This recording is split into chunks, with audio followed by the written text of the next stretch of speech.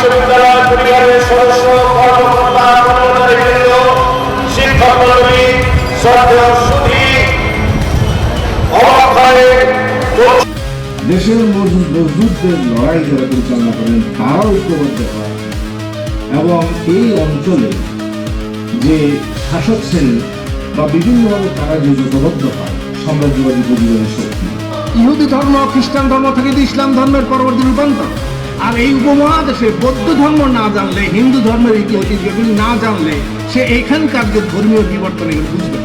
ইংরেজি শিক্ষার যে মাধ্যম, এইটা দেশ প্রেম বর্জিত কৃত্রিম এক জনগোষ্ঠী তৈরি হচ্ছে এর মাধ্যমে। ইংরেজি ভাষা আন্তর্জাতিক ভাষা।